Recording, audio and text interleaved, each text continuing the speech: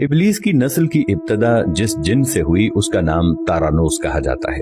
तारानोस इबलीस से 1,44,000 साल कबल दुनिया पे मौजूद था। तारानोस की नस्ल तेजी से बढ़ी क्योंकि उन पे मौत तारी नहीं होती थी और ना बीमारी लगती थी। अलबत्ता ये चूंकि आतशी मखलूक थी तो सरकशी बदरजाए उत्तम मौजूद थी।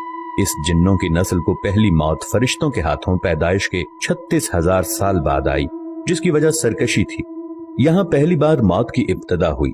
इससे पहले मौत नहीं होती थी। बाद में चलपानेस नामी एक नेक जिन को जिन्नात की हिदायत का जिम्मा सौंपा गया और वो ही शाह जिन्नात करार पाए। इसके बाद बामोस को यह जिम्मेदारी दी गई। बामोस के दौर में ही चलेपा और तबलीस की पैदाइश हुई। ये दोनों अपने वक्त के बेहद बहादुर जिन्नात थे और उनकी कौम ने चलेपा को शाशेन का लक़ब इसके शेर के जैसे सर की वजह से दिया।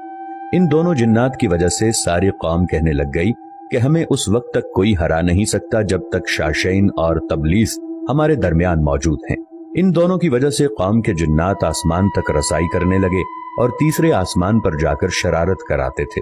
ऐसे में हुक्म इलाही से फरिश्तों ने उन पर हमला किया और इबरतनाक शिकस्त दी। इसी दौरान जब इजराइल अलैहिस्सलाम को इबलीस ने देखा तो सजदे में गिर गया। इबलीस शुरू ही से एक नडर और ज़हीन बच्चा था। उसमें बाप की बहादुरी और माँ की मक्कारी कूट कूट कर भरी हुई थी।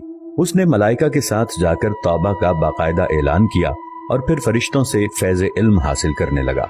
इल्म हासिल करने और रियाजत का ये आलम था कि पहले आसमान पे आबिद, फिर दूसरे आसमान पे जाहिद, तीसरे आसमान पे बिलाल, चौथे आसमान पे वाली, पांचवें आसमान पे तकी और छठे आसमान पे कबाजान के नाम से मशहूर हुआ।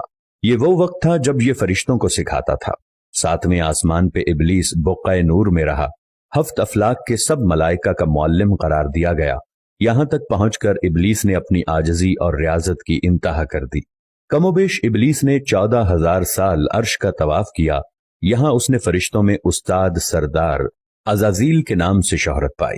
कमोबेश 30,000 साल मुक़र्रबीन फरिश्तों का उस्ताद रहा। इबलीस के दरसोवाज की मियाद कमोबेश 20,000 साल है। फरिश्तों के साथ क़याम की मुद्दत कमोबेश 80,000 साल है। इबलीस को हुक्म हुआ कि दारोगा जन्नत रिज़वान की मुआवनत करो और अहले जन्नत फरिश्तों को अपने इल्म फजल से बहरावर करो। यूं इबलीस को जन्नत में दाखिले का परवाना मिल गया और जन्नत में भी अपने इल्म से दारोगा जन्नत रिज़वान को सैराब किया और यूं जन्नत और रिज़वान की कुंजियां इबलीस के पास रहीं। रिवायत के मुताबिक इबलीस 40,000 साल तक ये फर्ज खजानची अंजाम देता रहा। यही वो मकाम आला तरीन जन्नत रिज़वान ही था जहां इबलीस ने पहली बार बादशाहत के ख्वाब देखने शुरू